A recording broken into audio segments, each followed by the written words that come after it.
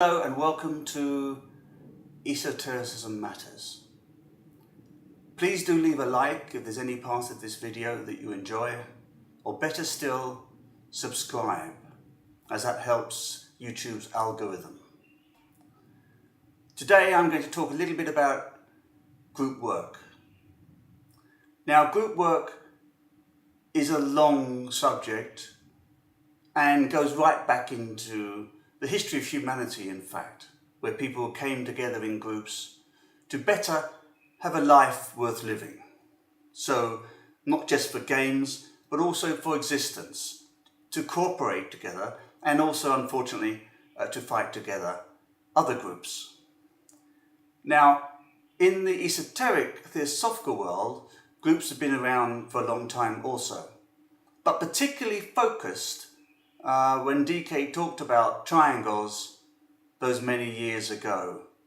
And today there are many thousands of triangles in the world working together to achieve goodwill and love, light and power in our world.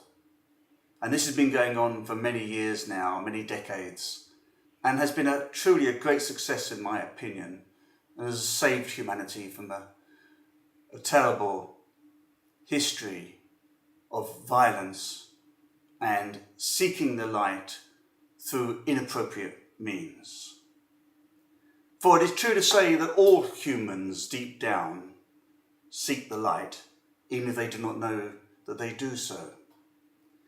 But as we develop as disciples, we become much more awake to the prospect of there being light at the end of the tunnel, so to speak, and to being of useful service to those who might have gone before.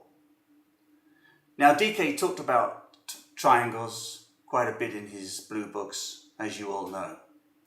And they were later developed by DK into groups of 9 and the new seed group.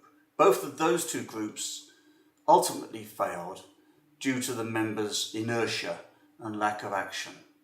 And it started off with a lot more members than it ended up with. But it laid the foundation stone for future group work. And of course, other people developed it in tandem with the Lucis Trust groups of 9. And this was described in John Sinclair's book, Organons, if you care to take a look. Marion Walter also had groups of 9 in the 80s, which were partially successful, although controversial, but she did have several well-known members of the Lucis Trust on board, and some other theosophists also, Vera Stanley Alder, for example, and others. And that has now expanded into groups of 12, which we now know as 12s. And what is 12s? What does it do? It simply expands the work of triangles. DK said, no group work is ever possible without some form of ritual. The refusal, therefore, to participate in uniformity of action is no sign of a liberated soul. Esoteric Psychology, Volume 1. And so, therefore, from the triangle onwards, ritual has been a very, very important part of group work, because it is a formation of people with intent to come together for one purpose, and that is to serve the great hierarchy of light. And so group work has expanded over the years and become one of the reasons that disciples get together to undertake group formation work. And this happens from triangles onwards, as I've described. Esoteric group work is the very future of the esoteric theosophical genre. And working together to become a line of least resistance into our incarnate world is one of the most important things that we can do. Whether we do it in group formation, as groups of 9 have done and triangles do and 12s has done, or we do it just as groups are getting together for the purpose of goodwill. They can have an exponential impact upon our world.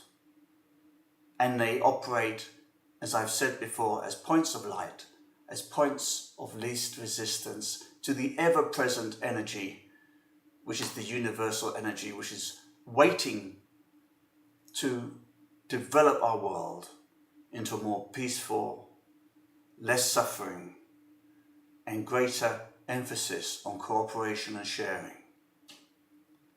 And so groups are the most important way that we can function as disciples. And this is an important point. As each disciple goes upon the pathway, they start to leave behind the thought of self, of individual attainment. They simply set that aside. And the most expedient and efficient way of doing that is to work with other disciples in a formation. And so let us celebrate the work of triangles, celebrate the work of group formations, and carry forward the lighted torch into the age of Aquarius, which is upon us.